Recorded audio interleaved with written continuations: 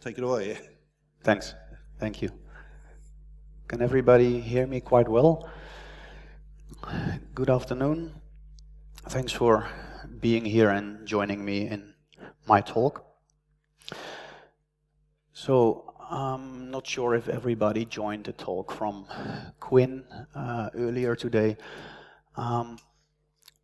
What I got out of that was at least a message that security is, well, pretty much broken in a lot of cases. She focused on the networking part, the internet. I will be talking today about SAP security, used in many large companies, and it's a very wide topic. So unfortunately, I cannot cover all in just a couple of minutes. So I will zoom in on flaw vulnerabilities that we still see a lot and which expose quite dangerous information. Well, at least every Fortune 2000 company uses SAP, and also below the Fortune 2000, a lot of SAP also has a lot of customers. So this is many businesses run on these systems. Can I see some hands? Is everybody a bit familiar with SAP? Can you share your hand if you know about SAP? Not too many hands. Okay, I'll come back to that later. I'll give you a brief introduction. First, who am I? I'm Joris Van De Vis. I'm from the Netherlands. I have a background of around 20 years in SAP, did programming, SAP basis consultancy, which technically means I do a lot of installations and security related work. Next to that, I also do quite some SAP security research, and in the past couple of years I discovered like 60 or 70 vulnerabilities in SAP systems. Next to that, I'm also the father of a daughter who is turning 7 today, so if you're looking, baby, I guess I'm on YouTube a little bit later. Happy birthday. Thanks, Cooper, for recording the sessions. I'm working for ERP-SEC. We're based in the Netherlands, and we're just a small company with a couple of guys specialized in SAP security. Like I said, we do SAP security research, and next to that we do a lot of SAP security assessments for customers. And last year we also brought our own SAP security solution to the market. So, back to SAP. For the people who are not familiar with SAP, SAP is, like I said, running most of the corporate world. It's big, it's huge, it's storing all the business critical data. They have a lot of industry-specific solutions for oil running companies, for financial businesses, for logistic corporations, for governments. And as mentioned, and that's the bottom line, it's an interesting target because companies, organizations, large organizations, they definitely rely on this software. If those systems go down, then, well, shipments cannot be sent to customers, or transactions will not cannot be processed. Whole factories might stop running. This is definitely business critical, and that's also one of the reasons why SAP security is still well underdeveloped, if I can say it like that. The thing is that because these systems are so business critical, many customers don't tend to touch it. They're afraid. Patching means downtime. Downtime means business downtime most often, and companies don't like that. The good thing is that we see more and more awareness at customers, because this was a topic which was for a long time really neglected. Companies spent a lot of money on their infrastructure, on their intrusion detection systems, endpoint security, whatever. But SAP security was for a long time really something that was not really looked after. We see changes. We see more and more customers actively, at least they are aware that they have to do something. The step from their awareness to really fixing stuff is quite is little.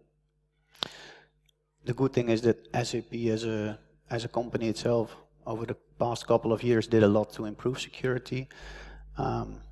After, I think, 10 years or even longer after Microsoft published their first baseline document, now SAP also has one. They used to be quite a bit behind other big, large software vendors, but they caught up. They did quite a good action there, and the information is there, patches are there, security guides are there, there's a baseline document, but now it's really up to customers to step into and to fix things. Maybe good to mention, we do a lot of SAP security assessments at large SAP running companies, and even though it might sound funny or stupid, in every assessment that we did, we found at least one default SAP account, which can mean a complete compromise of your SAP system. So that will be the topic of today. When doing these SAP security assessments, there are two quite big attack vectors that can easily give you access to business-critical SAP systems. One of those is the RFC gateway, which is a middleware component that every SAP system has to communicate with other SAP systems. It should be protected by an access control file. If that file is not in place, then you can easily get remote code execution on SAP system via the network. The only thing needed is to have access to port 33XX, where XX is the number of this specific SAP system. Still, you see this a lot within companies. If one of those systems is not properly protected in your entire landscape, if this RFC is unprotected, it can give you access to the whole SAP landscape. So that's an easy way in. Another easy way in is obviously via default accounts. And it's sad that I have to say it, but like I said, we still find them on a regular basis. So I could be talking here about buffer overflows or some really deep technical cool ways to exploit SAP systems. They do exist. However, it starts with the basics. And many SAP customers still don't have the basics fixed. Okay, this is a list of publicly known SAP default accounts so far. Nothing secret about this. You can find it on the internet rather easily. These are known for quite some time. As you can see, for example, the password of SAP star user is 06/07/1992, which is a date. It's the date that SAP released their R3 system, and it was released on that particular date back in 1992. As from that date, this user is in many systems. You can still find it. It's still quite often found by us. But okay, these are the publicly known SAP default accounts. What we have discovered some time ago is that there is a whole range of other SAP default accounts which can give you sometimes very high privileged access to SAP systems. This is the list. These are also public now, but the funny thing is, I will mention it later, is it was already public for quite some time because it's mentioned by SAP in their documentation. Some of these users are created in the so-called SAP Solution Manager, which is a central system to do technical monitoring and stuff like that. But some of these users are also created in all connected satellite systems, as we call them. The Solution Manager is like a central spider in the web, and it is connected to all the other SAP systems in the landscape. So if you can get access to the SAP Solution Manager, most often it means that you have access to the whole landscape. So many customers have asked us, okay, are those users in my system? Because we want to know if they are there. How can we figure that out? The thing is, if you run this SAP Solution Manager system for over 5 years, then chances are quite big that those systems are in your, those users are in your system. Because most customers use the SAP Solution Manager because it is obligatory from SAP itself, because the only way to retrieve patches and to download software is to do that via this SAP Solution Manager. So at least back in 2007, SAP urged customers to really start using this system, and as from then on, customers really did. But already quite before that time, many customers were working with the SAP Solution Manager. If you set this system more than 5 years ago, then the wizard that introduced these accounts with default passwords was already there. So most customers do have these accounts, not all of them, but many do. And it's depending on the scenarios that you use, if you have just a couple or way more of these accounts in your SAP system. Like I mentioned, these default accounts were introduced via a wizard.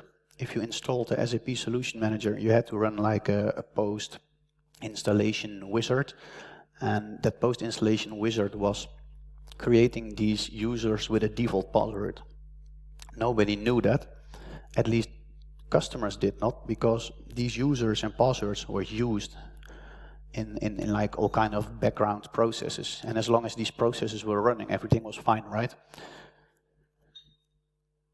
So actually, this is the part of a code in a specific class in the SAP Solution Manager where this password is coming from. As you can see there, it's init1234. This particular class is still in the most current version of SAP Solution Managers. The thing is, it's not being used anymore. So it can be scrapped, but in the past, these constants were used to create these users.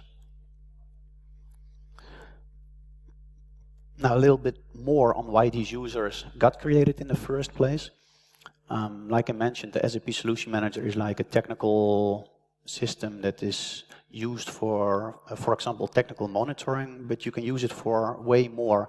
You can use it to do checks on custom code. You can use the SAP Solution Manager, for example, to do change management, where you can have a workflow that is automating changes in your landscape and stuff like that. Depending on all those scenarios that you activate, you will have one or more of these particular users in your SAP system. But there is one basic scenario that every customer needs to run, and that already introduced quite a couple of SAP default accounts with this default password of init1234. So like I mentioned, most of these users get created in the SAP Solution Manager, but there are others that are that get created all throughout your landscape, which is bad, because that means one of these users is most often enough to compromise an SAP system. If they are there all throughout your landscape, then it's quite hard to stop the leaking.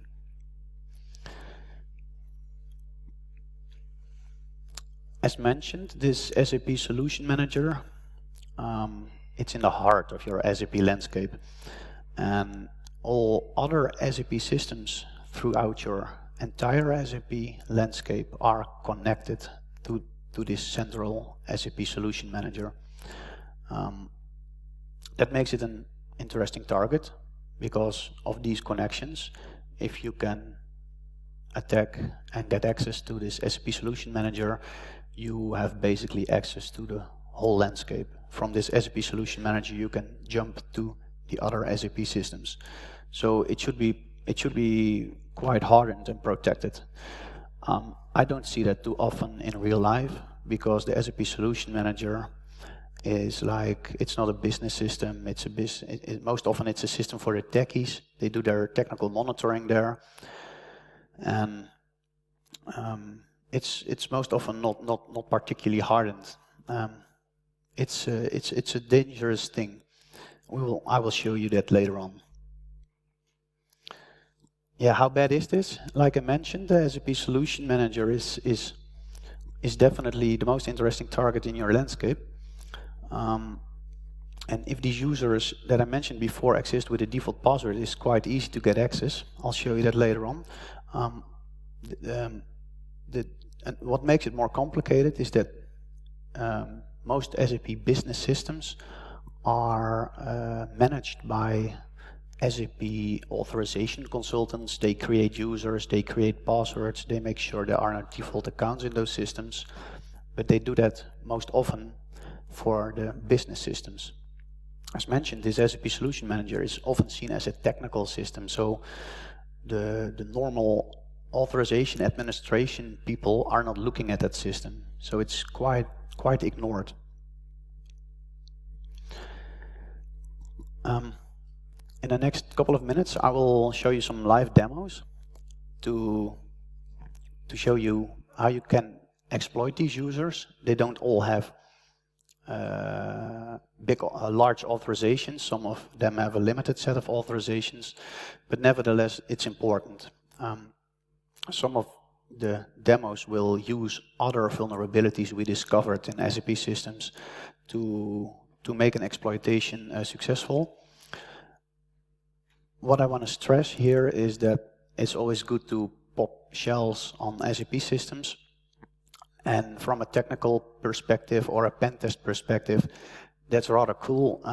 However, keep in mind, these are business critical systems. So having a shell, having root access, or a shell to an SAP system always means a complete business compromise.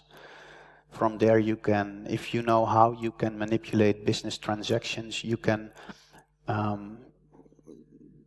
get really sensitive data, encrypted credit card data, you can steal intellectual property, you can steal recipes, for example, from companies like Heineken or Pepsi or Coca-Cola. They store like the recipes of their secret magic formula in SAP systems. So popping shells on such systems is definitely something not good.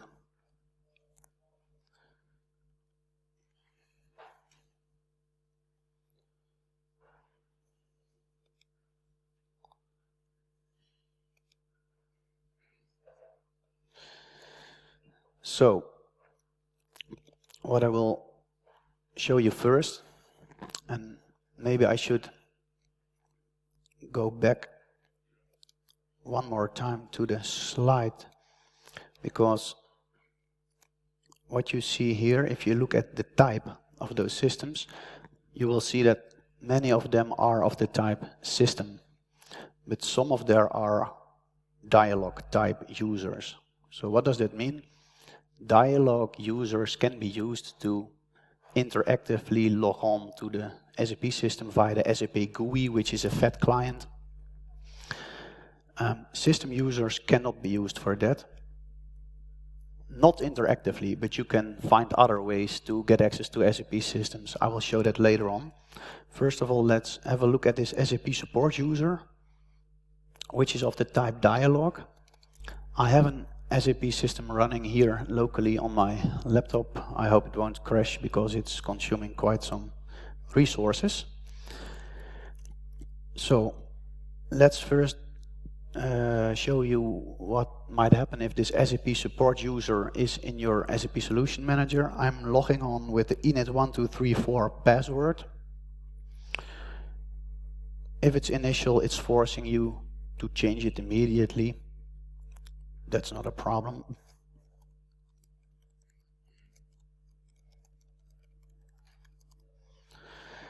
So this already means we are in the SAP system, which is not good, definitely not good. However, this system or this user has a quite limited role. So if I want to go, for example, to transaction SM49, which is a transaction where you can execute operating system commands and do privilege escalation and stuff like that, that's not going to work because it shows at the bottom of the screen you are not authorized to use transaction SM49.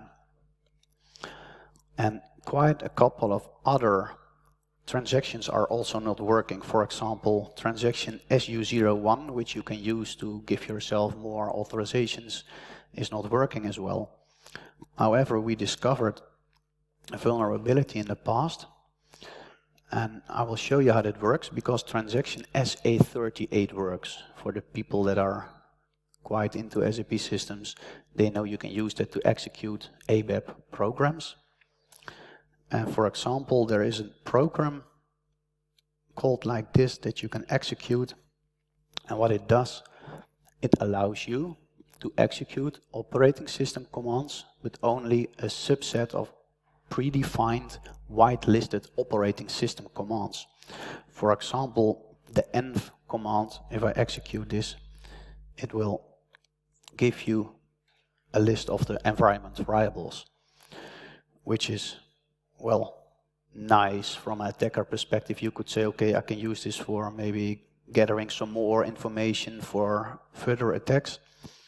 But this is not all you can do. What we discovered is that it does not only allow you to execute these predefined commands, but you can also inject here in the param field your own ones. So if I say, for example, here, who am I? Then what will happen is that it executes that command instead of the predefined one. This is patched already quite some time ago. But this gets more interesting because it means you have like a shell within the SAP GUI and you can use it to execute whatever you want. If you want to have the IP configuration, you will have it. And this is good from an attacker's perspective, because what this means, it means if you can execute operating system commands on an SAP system, you have an implicit trust relation with the database. So from here, you can do anything you want in the database, get all data, insert new records, update existing ones. I will show you that in another demo. But this is to show you what you can do with this SAP support user, the dialog one. So in a second demo, we will have a look at another user, which is the SMD agent underscore sit user. And that one gets created as a system user. That means that you cannot use the SAP GUI to log on to a system, but there are other ways around. What you can do, you can use the RFC SDK, which is a software development kit, to execute RFC calls to an SAP system. It's like a system call. It's not interactive via the GUI, but it's connecting to the SAP system anyway. What I did, I wrote a Python script that is using this RFC SDK. What it will do, and for the people that are quite familiar with SAP systems, this might sound familiar. For others, I'll try to explain. What I'm going to do is I'm going to call a particular function module. A function module in SAP is like an API that you can call, you can put something in it and it will give you something back. And those function modules can be either local or remote enabled. The local ones you cannot call directly via an RFC call. And the one that we are going to execute, this SDF RBE native SQL select, is a local one, which sucks because we cannot call it remotely. However, we figure out there is a way, because SAP was offering another function module which is remote enabled and which can act as a proxy to call this local one. So what this Python script does, it's connecting, in this case with the SMD agent user, with the default password init1234. It will use this remote enabled function module to call a local one, and this local one allows me to do a select statement on the USRO2 table. And this gets interesting because the USRO2 table contains all password hashes of SAP systems in a hashed way, but we'll get back to that later. So if I execute this Python script, all you need to know is the host, the system number, the client, the user, and a password. Well, this is nothing fancy. Just by Nmap kind of scanning, you can get all this information. If I execute that, what it gives me back in a rather unstructured way is usernames, password hashes. User, password hash.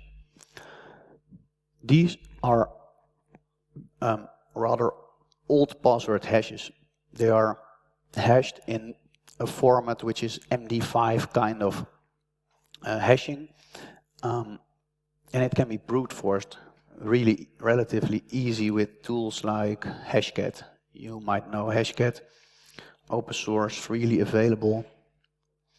So just to give you a short demo of what it looks like, all these password hashes that you see here, I put them in a text file like this, username, dollar, and then the password hash. So if you feed that to Hashcat, and this is just on a quite simple GPU that's in my laptop, already after quite some time, here you will see that it already brute forced one of those users. If you just would let this run for another couple of 24 hours, it will probably brute force them all.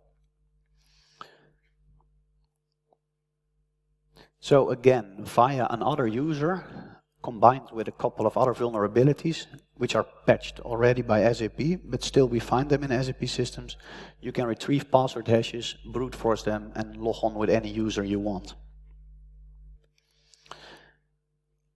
All right, next to another example. Again, a user with this default password, init1234, and this is a user which gets created with quite a lot of authorizations. It's called the Solman batch user, which is used in the background to run batch jobs in SAP. And since this user has quite a lot of authorizations, you can use it to call a specific function module, which is there to actually execute operating system commands. So this is not a function module that has a vulnerability. This just works as designed. And it just happens to be that this Solman batch user has enough rights to execute that.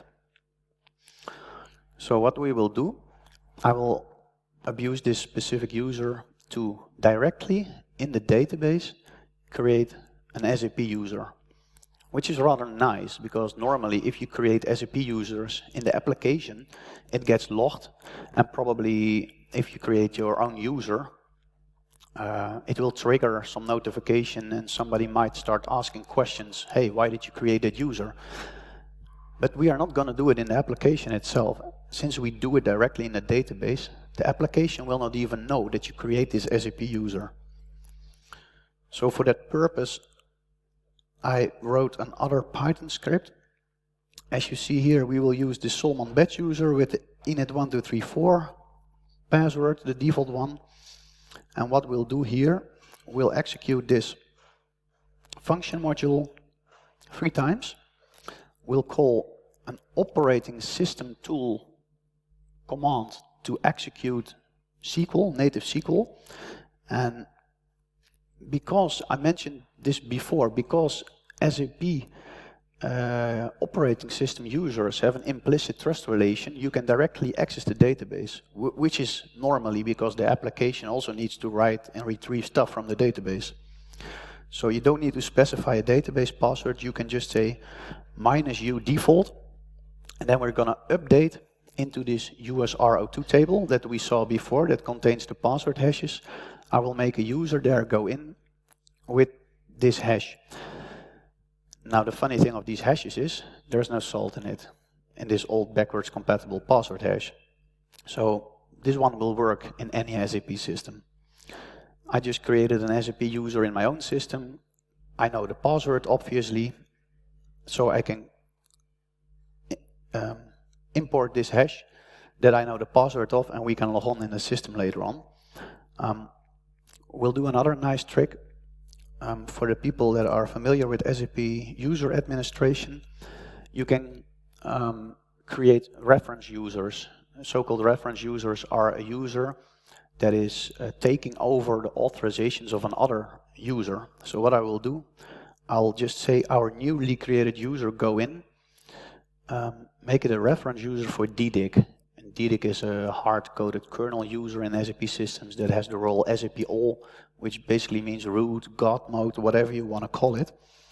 So I'll just take that over and attach that to my own created user. If I execute that Python script, again, I have to provide the host name, system number, client, and in this case we'll use this Solman batch user with the init1234 default password. And what you'll see here is that a couple of rows are updated in the database. So if everything worked, we can log on with our go in, and in go is the password that was the password hash that I inserted. So we're in, and what I will show you, if we go to this go in user that I just created and have a look at it, then you'll see two things. It has reference user DDIG, no other roles assigned, but that doesn't matter. It takes over SAP all from this account. And what you also notice is that the last changed field is completely blank because it's not created via the application, but directly in the database. So not many people will figure out what happened to this user.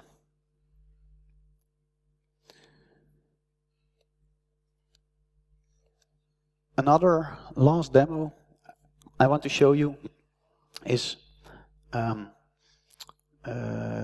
using Metasploit. Maybe some of you are doing pen tests. If you ever come across an SAP system and you figure out some SAP users, you might wonder what to do with it. You might not be familiar with the GUI and SAP specific stuff. So there are a couple of Metasploit modules you can use to just get your shell in Metasploit. Just a quick demo. In this case, we'll use the SOAP RFC command execute module.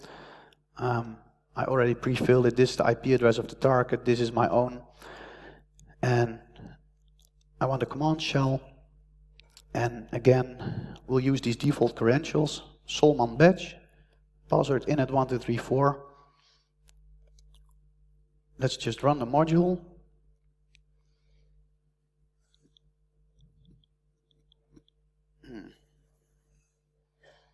No session. That's too bad. Let's give it another try. Okay, so for the demo gods were fine with me, but I have a backup for this kind of thing. As it's the last demo, I'll go back to my PowerPoint anyway.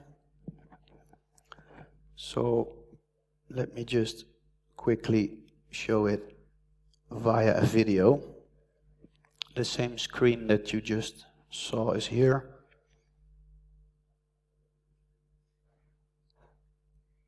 Again, using this Solman batch user. It might be hard to read, but it's the same screen as we saw before. And basically what it does is like a reverse shell and giving you back a shell that you can further use in your pen test or whatever.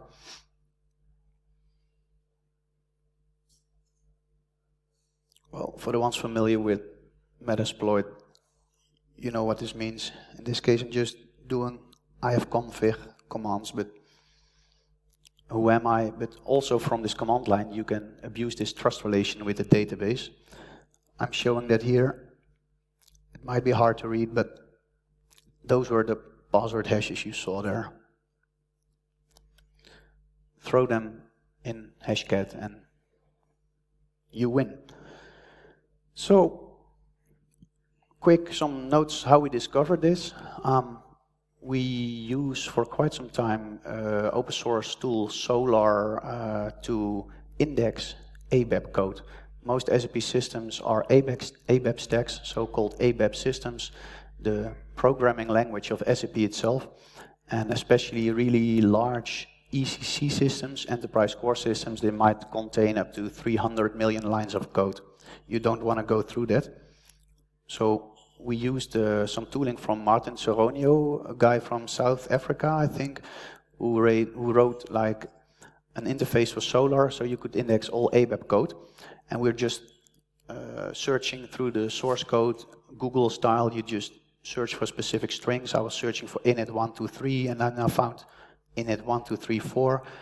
And we thought, hey, wow, where does that come from? And then when we Googled actually that particular password string that we found, we figured out there was SAP documentation already from 2010 mentioning these users and passwords. Also, there is an SAP note. I'm not sure if you can read it, but there is SAP documentation way more than this that makes mention of this default password. So we took the rather long way to index all source code and figure out this password while we could just have read the fucking manual. But nevertheless, we got it. So how to protect yourself? There's quite some measures. First of all, if you want to figure out if those users are in your system with a default password, we created some tooling. You can download it from our website, ERP-SEC.com. It will show you if it's there. Apart from that, there's also PySAP, which is a tool from Martin Gascio. He's a guy from Core Security, and he made PySAP, which is a Python framework to do a lot of SAP assessments. It's open source, so if you ever come across an SAP system during pen test, make sure to check it out. I will not go through this slide because there's a lot of information on it, but basically how to protect yourself is change the default password. It's as simple as that. There's a lot of so-called SAP security notes. You can look them up and download them later and check. There's a lot of information there how to help you changing this password. It might be a bit complicated sometimes because it might break business stuff. That's also why customers don't tend to do a lot of security, SAP security related patching, because it might break business and business is not happy. And you could also, if you don't need those users from a business perspective, you might create them as honey tokens, for example. So you can set it up to figure out if somebody's actively trying to attack your systems. Yeah, these are all references. The presentation will be available later. You can look it up. Also, the links to the free tooling and the Metasploit modules will be there. This is basically the stories. If you guys have any questions, I'd be happy to answer them either right now or after this talk. Thanks.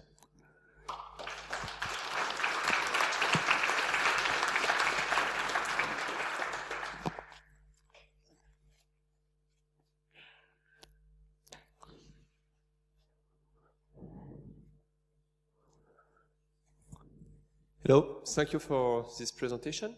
I would like to come back for the first demonstration where you call some ABAP program, and I would like to know which kind of program you can abuse with, because it's really quickly. And you mean a Python script?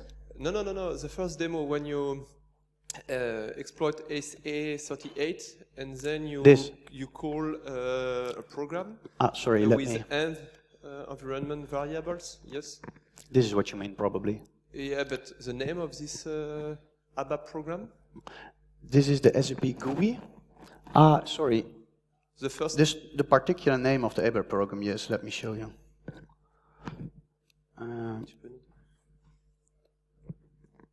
Here we go. It's this one.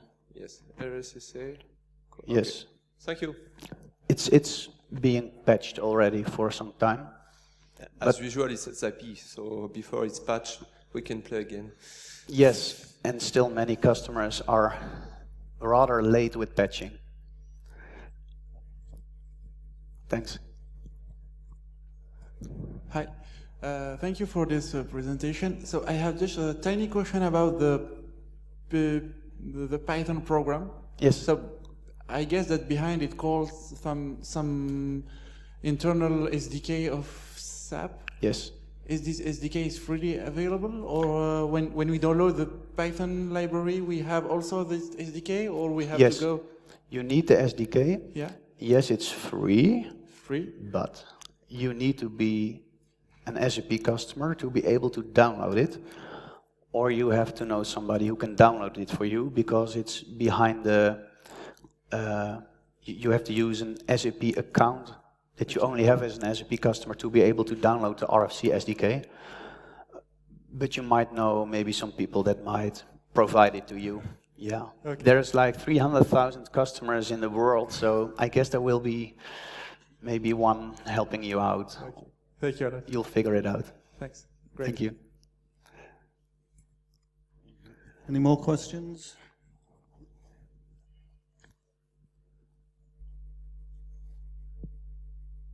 No more? Okay, well, thanks very much, Joris. Thank you. Thanks.